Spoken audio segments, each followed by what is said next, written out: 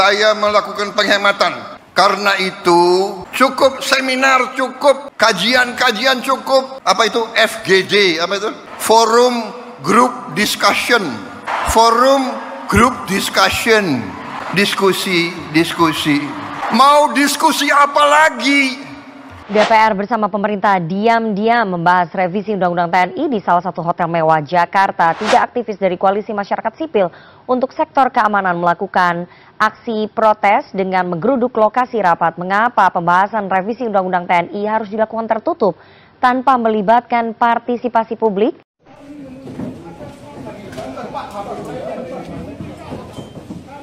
Tertutup apa Ibu? Anda mendorong. Teman-teman, bagaimana kita kemudian ini direpresif? Kami menjalankan fungsi pengawasan sebagai masyarakat sipil. Kami menolak adanya pembahasan di dalam. Kami menolak adanya dui fungsi ABRI, teman-teman. Yang kami tidak ingin dihormati, tapi justru menyakiti rakyat. Hentikan proses pembahasan RUU TNI. Hentikan Bapak Ibu. Kami meminta agar dihentikan karena proses yang dilakukan secara diam-diam dan tertutup. Hentikan prosesnya. Sudahlah, acara-acara yang tidak penting kurangi, ya kan? Seminar, terlalu banyak rapat. Kenapa rapat atau ini harus di hotel di mana gitu? Kalau itu pendapatmu, kalau dari dulu coba kamu cek undang-undang kejaksaan di Hotel Sheraton, undang-undang perlindungan data pribadi di Intercon, kok nggak kamu kritik? Ngeri, anjing ngeri. Pejabat di Indonesia mulai berulah kembali. Manehna ngayakeun rapat ngabahas revisi UU TNI di hotel mewah digelar secara tertutup. Bahwa tidak ada kemudian rapat terkesan diam-diam karena rapat yang dilakukan di hotel itu adalah rapat terbuka. Nu jadi pertanyaan aing sederhana, jang naon aya gedung DPR lamun sararia rapat di hotel. Jang naon sia jadi perwakilan rakyat lamun rapat sia obrolan sia teu meunang dipikanyaho ku rakyat anjing. Parah goblok kelakuan teh anjing. Teu ngarepresentasikeun perwakilan rakyat pisan sia anjing. Gerget aing. Di fungsi TNI itu ibarat lo satu meja dengan pemerintahan atau pebisnis. Bedanya mereka megang dan nodong senjata. Jelas ini overpower, abuse of power, dan berbahaya bagi demokrasi. Orde Baru is back. Saya terus terang tidak sepakat kalau seakan-akan pemerintah saat ini ya dipersepsikan seperti Orde Baru. Saya terus terang tidak sependapat. Kenapa? Yang pertama, saat ini sudah terjadi reformasi kekuasaan. Kekuasaan tidak lagi sentralistik ya di satu orang atau satu kelompok saja. Bahkan masa jabatan pejabat publik itu sudah diatur secara jelas di undang-undang. Dalam setiap pembahasan undang-undang itu memang ada aturannya di dalam peraturan pembuatan undang-undang dan tidak menyalahi mekanisme yang ada. Walaupun kemarin saya lihat rencananya 4 hari, singkat menjadi 2 hari dalam rangka efisiensi. Bahwa efisiensi yang selama ini digembar-gembarkan oleh pemerintah, dalam praktiknya tidak terjadi. Yaitu buktinya, Komisi 1 DPR RI rapatnya di hotel berbintang 5.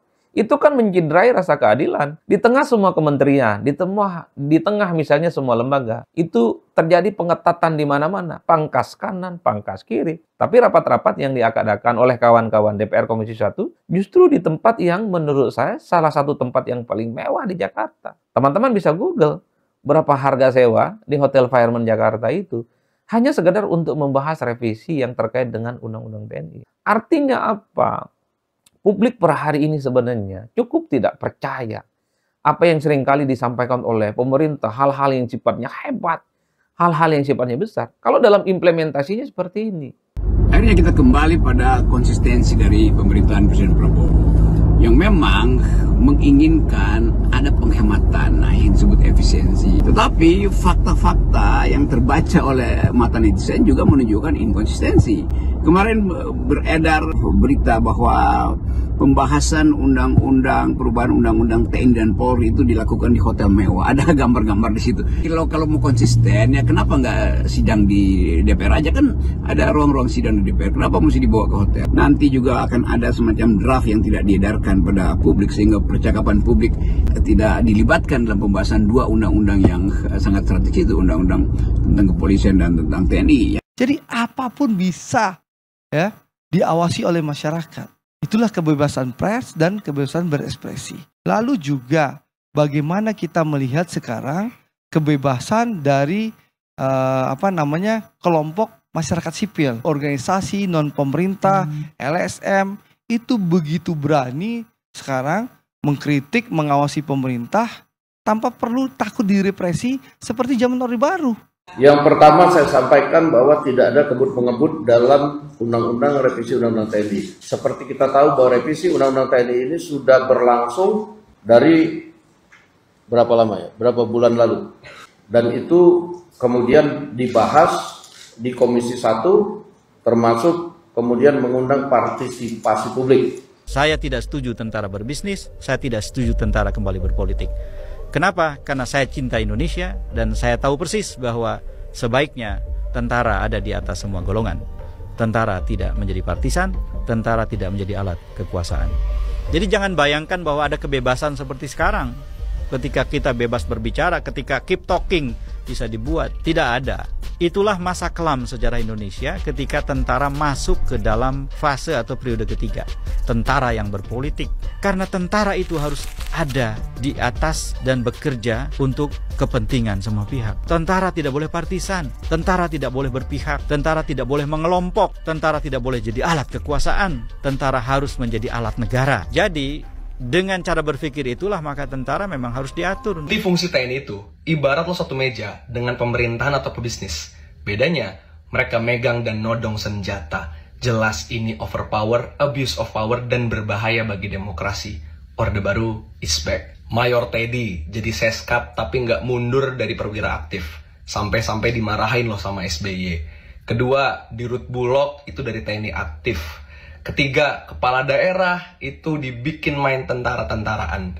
Dan yang terbaru nih hari ini, Prabowo itu BTW udah ngasih surat presiden kepada DPR untuk DPR mempercepat pembahasan diskusi RUU TNI.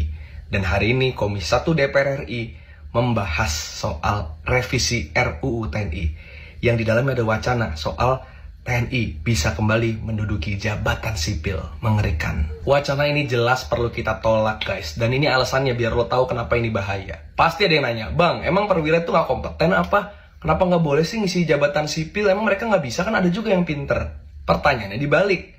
Emang masyarakat sipil kita gak ada yang kompeten? Bahaya pertama adalah hilangnya meritokrasi. Udah mah hari ini pemerintahan kita isi nepotisme semua.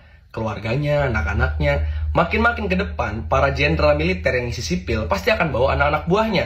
Bukan karena kompeten mungkin, tapi hanya karena loyal. Ya sia-sia selama ini sipil yang memang udah ikut kuliah sarjana, vokasi, atau PNS, BUMN udah ikut jenjang kaderisasi.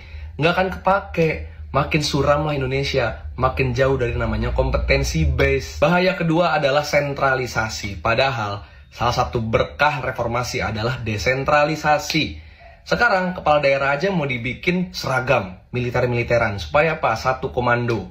Bayangin, ntar DPR diisi TNI, satu komando. BUMN, PNS, bisnis, satu komando. Hilang sudah perbedaan pendapat, kreativitas, dan juga supremasi sipil. Rusaklah demokrasi kita. Udah gak ada yang bisa ngawasin itu. Karena mana mungkin masyarakat berani. Orang lawannya megang senjata kok. Bahaya ketiga adalah potensi kekerasan. Dulu, para masa aksi gelombang reformasi sampai menuntut hilangkan dui fungsi ABRI.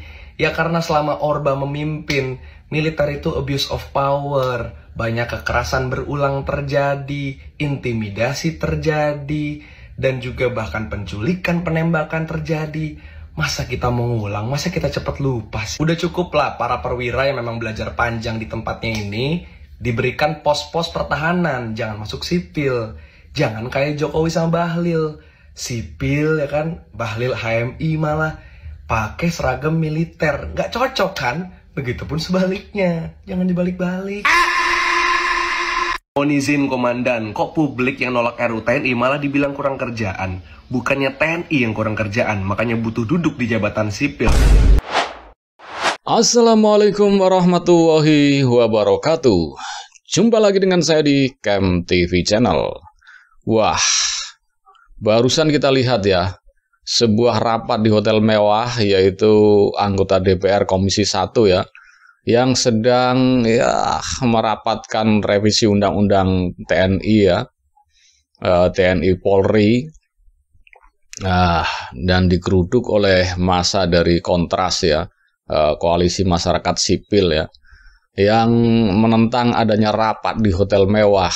Pasalnya ini kan bertentangan sekali dengan apa yang digembar-gemborkan oleh pemerintahan Prabowo Subianto ya. Terutama Presiden Prabowo sendiri di berbagai kesempatan selalu mengatakan efisiensi, penghematan.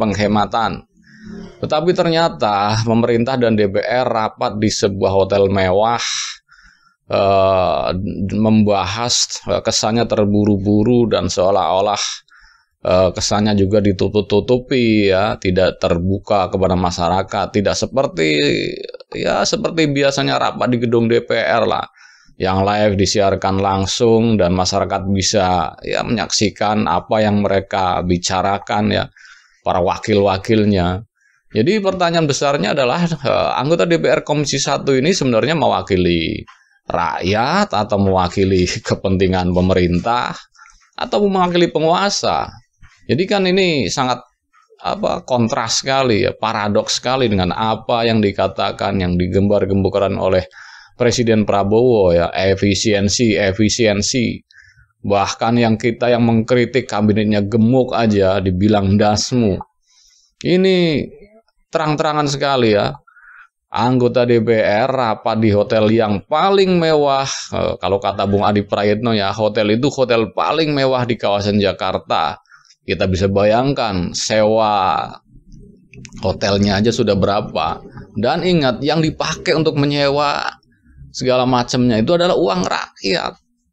Masa rakyat protes jangan rapat di hotel mewah, malah diintimidasi. Malah kesannya seolah-olah anggota DPR ini terzolimi. Kan enggak.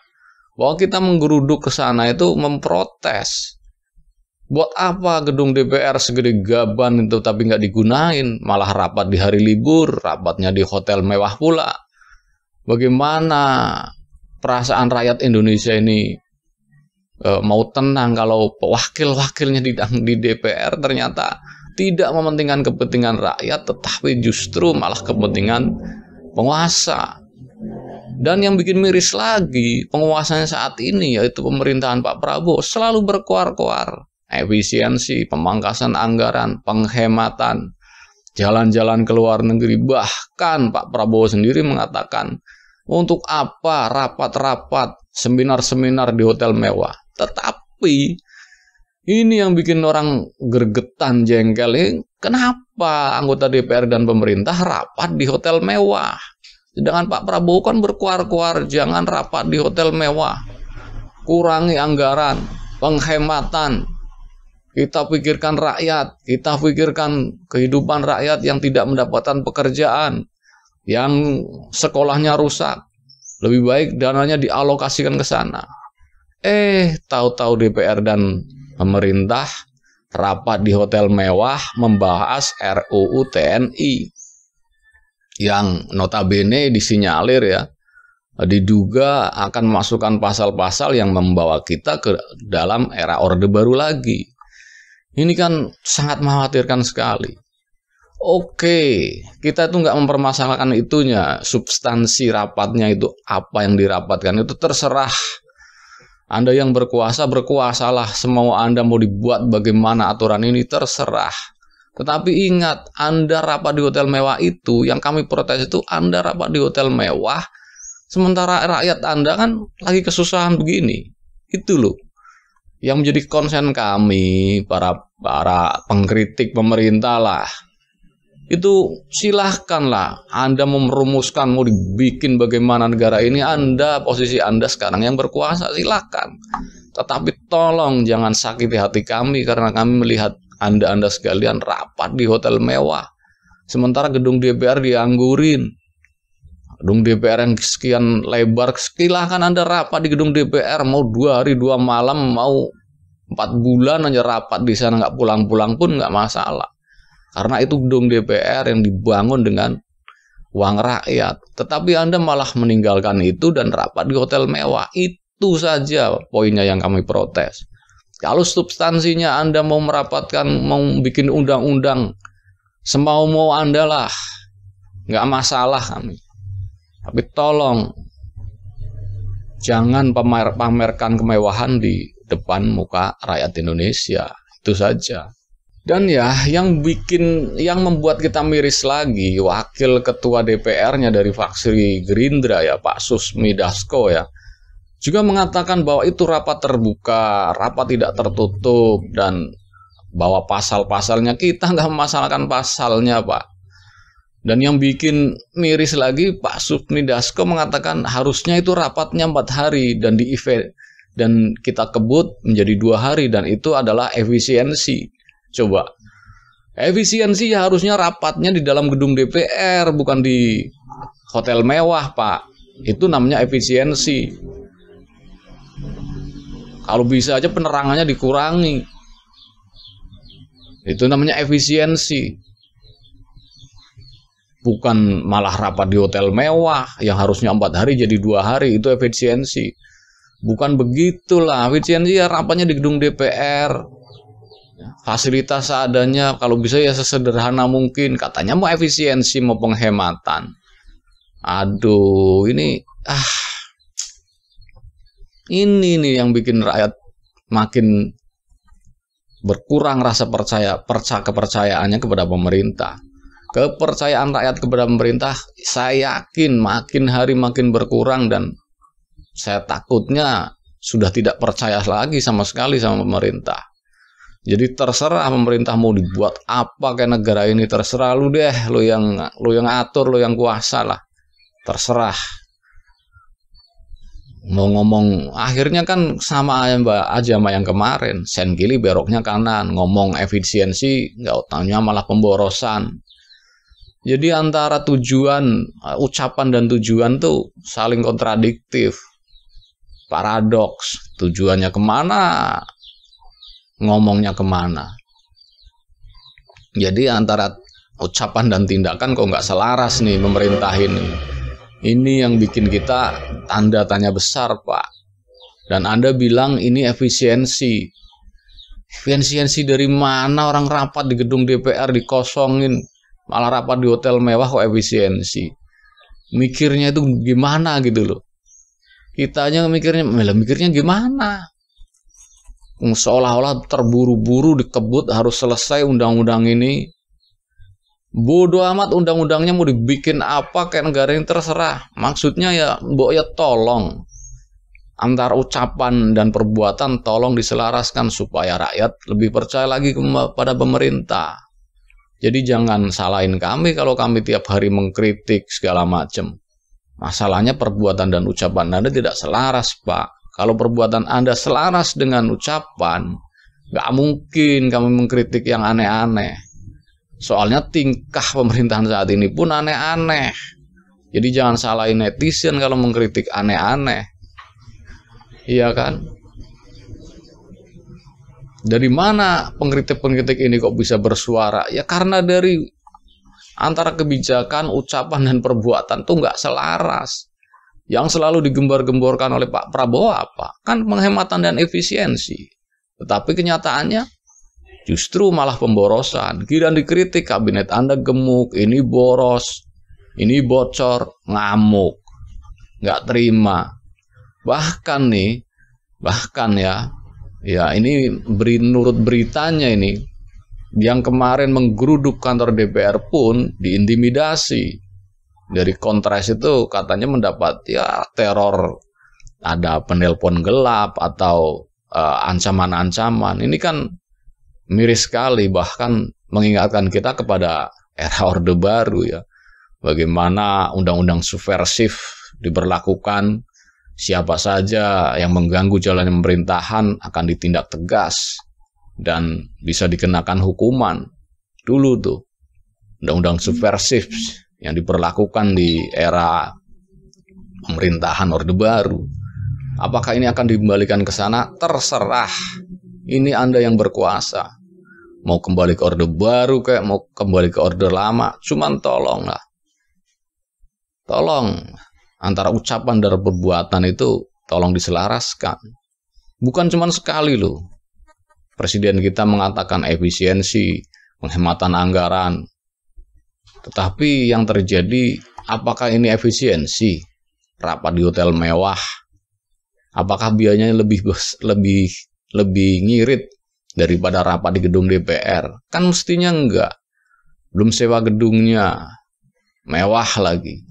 Coba kalau gedung DPR kan nggak perlu nyewa, nggak perlu buru-buru, rumah kita sendiri, nggak perlu nyewa. Tetapi apa yang terjadi? Ini justru malah rumahnya dikosongin, rapat di hari libur, apa sambil ya mungkin sambil liburan, mungkin ini yang selalu diomongin Pak Prabowo. Iya kan? Diskusi-diskusi sambil menyek-menyek. Apa enggak sakit hati rakyat ini? Pak Prabowo aja mengejek diskusi-diskusi, seminar-seminar sambil ya menyek-menyek gitu kan. Seolah-olah ngeledek para anggota DPR. Ternyata pemerintah sendiri rapat dengan anggota DPR di hotel mewah. Itu yang bikin kita kesel. Bukan substansinya Anda yang menentukan. Kalau udah disahkan sama Anda, kita juga nggak bisa berbuat apa-apa. Tapi etikanya, etika bernegaranya di mana? Yang harusnya Anda menghemat, sehemat mungkin, efisiensi, justru Anda malah melakukan pemborosan. Itu yang kami protes. Bukan masalah substansinya, silahkan. Mau dibuat apa negara ini silahkan. Cuman etika Anda. Di mana etika para pemimpin kita ini? Pasalnya antara ucapan dan perbuatan tidak sinkron. Paradoks. Oke. Mungkin cukup sekian dulu ya reaction video dari saya. Dan bagi Anda yang ingin berkomentar, silahkan tulis komentar Anda di kolom komentar yang tersedia. Dan bagi Anda yang belum subscribe, silahkan subscribe supaya dapat bonus tontonan video terbaru setiap harinya dari Kem TV Channel. Wassalamualaikum warahmatullahi wabarakatuh. Salam waras.